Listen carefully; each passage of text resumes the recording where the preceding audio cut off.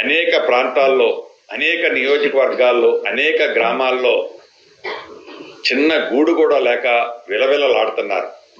వాళ్ళందరికీ కూడా ఒకటే మీ ద్వారా తెలియజేస్తున్నాను, విడతల వారీగా అంటే ఈ రాబోయే 5 సంవత్సరాల్లోనే తెలంగాణ రాష్ట్రంలో ఇల్లు లేదు అనే, ఇల్లు కావాలి అనే వాళ్ళు లేకుండా ఉండే విధంగా ఈ ఇందిరమ్మ రాజ్యంలో ఒక ప్రణాళికలు తయారు చేస్తున్నాం.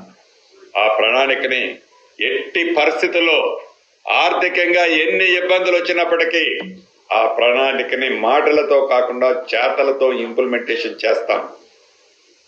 ప్రతిపక్ష నాయకులకి ఒక్కటే చెప్తున్నాను, మీరు సహకరించబోతే సహకరించకపోయారు, కానీ కారు కోతలు కుయ్యకండి. కొద్దిగా ఓపిక పట్టండి.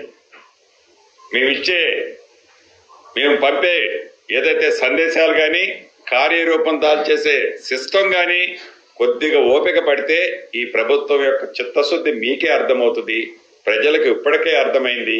అప్పటిదాకా ఓపిక పట్టాలని కూడా ఈ వేదిక ద్వారా నా మిత్రులైన ప్రతిపక్ష సోదరులందరికీ తెలియజేస్తున్నా.